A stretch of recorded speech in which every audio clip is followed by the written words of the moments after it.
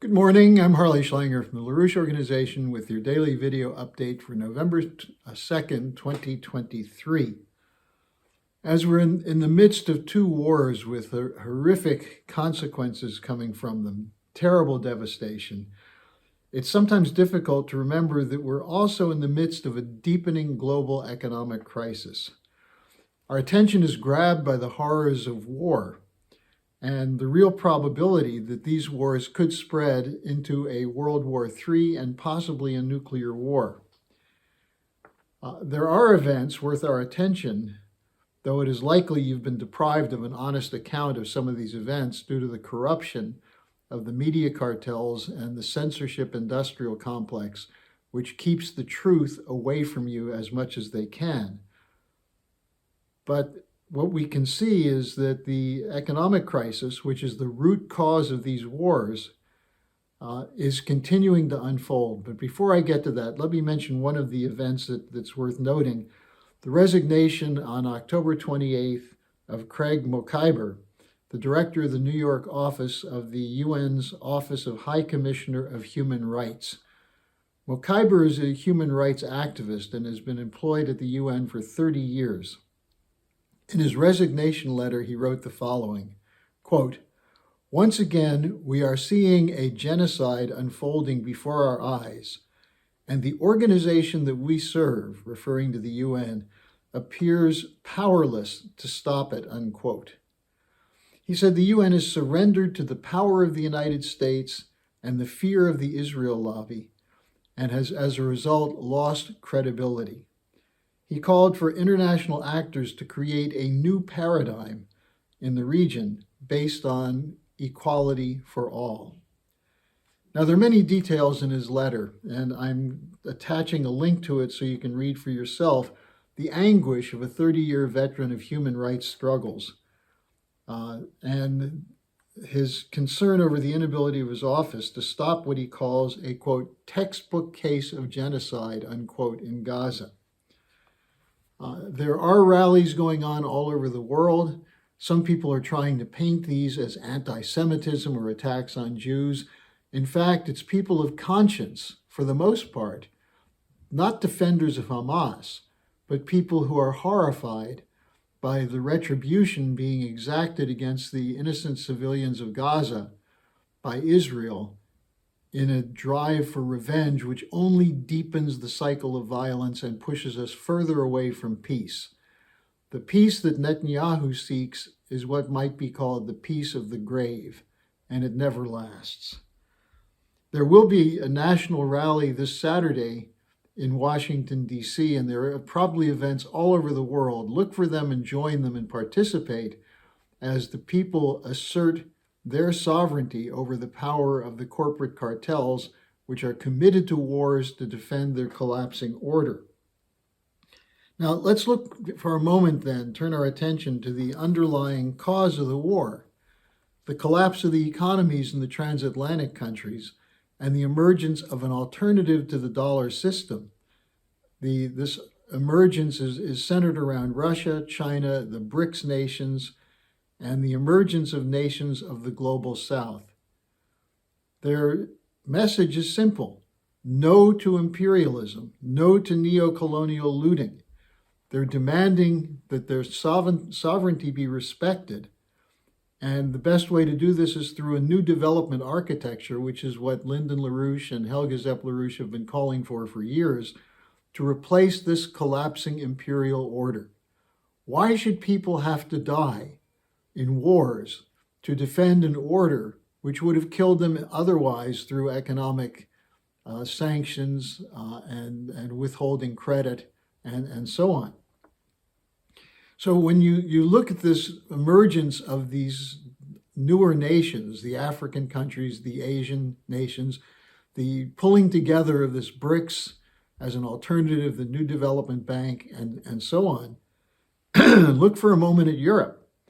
The European Central Bank and the EU officials are bragging that their policy of high interest rates has slowed inflation. And it is down on a yearly basis in most of Europe. But as inflation is down, so is production. So is physical economic production. And the GDP of the Eurozone was negative in the third quarter. In other words, quantitative easing, the raising of interest rates, has produced a deflation by cutting credit to productive industries and making credit too expensive for consumers. Germany, in fact, is in a recession and is speeding toward a deindustrialization at a breathtaking rate, one which is causing many Mittelstand companies to close down or look to relocate elsewhere for affordable energy and credit. Yet the European Central Bank is continuing to increase interest rates. Now, there's another aspect of the failing economy, which is the subject of an article in yesterday's Financial Times: the collapse of the green transition, which is pushed by the transatlantic corporate cartels. The article reports that Ørsted, the world's largest offshore wind developer, pulled out of two major projects in the United States off the coast of New Jersey and had to have a significant write-down of its portfolio. Its stock fell 15% yesterday. The Financial Times quotes an expert who said that the U.S. offshore wind industry is, quote, fundamentally broken. Now, it's largely due to increased costs, regulatory concerns, the inefficiency of wind power, and not to mention that inefficiency because there's not enough wind. Now, at the same time, African nations are turning away from the alternative energy proposals coming from the EU and the United States and looking to Russia and China, and to some extent India, for nuclear development, for advances in gas and coal, for hydroelectric electricity production. And this is the new paradigm backed by the BRICS, not the negative growth model that's being pushed by the European Union and the United States as necessary to stop global warming by reducing the amount of carbon in the atmosphere. The African countries are saying, why should we have our populations suffer for the sake of what they don't believe to be a positive approach to the effects of so-called global warming? And that's why the transatlantic nations are continuing to support wars against particularly Russia and China, and to carry out other kinds of actions, including sanctions and credit cutoffs, to nations that are moving with the BRICS to a new paradigm. So as far as the danger of war spreading in Southwest Asia, note that 5 of the nations that were added to the BRICS countries in their meeting 2 months ago in South Africa, 5 of those nations, Egypt, Ethiopia, Saudi Arabia, the United Arab Emirates, and Iran, are neighbors of Israel in Southwest Asia, and that they are being targeted through this war. The effort is to bring them in to support Israel or to create conflicts that will break apart the BRICS. So most of the global South, including all of these nations, supported the resolution in the UN General Assembly, which called for a ceasefire.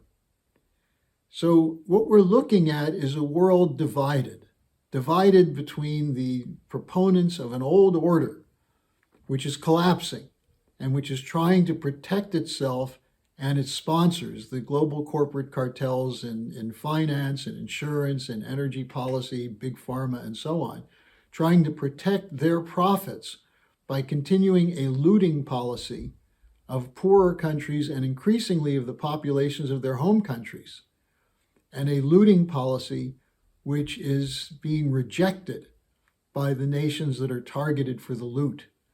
And that's what the fight is about for a new paradigm. That's why we have called for a new security and development architecture to replace the collapsing unipolar order. So keep your eye on the LaRouche organization website for updates on these stories. Spread and share our videos and our articles, And by the way, since it's Thursday, tomorrow will be Friday. I'll be taking your questions and comments. Send them to me at harleysch@gmail.com. I think a lot of our viewers have something to say, and it's important that you have an opportunity through me to have your questions and comments presented. So I'll see you tomorrow. Hello, thanks for watching. Be sure to like, subscribe, and hit the notification bell so you don't miss any of our videos. Support our independence to produce videos like these. Become a member of the LaRouche organization at thelarouche.org/member. By becoming a member for $25 or more, you'll get special access to the EIR Alert Daily Briefing and Weekly Magazine, which is what I read to stay on top of things.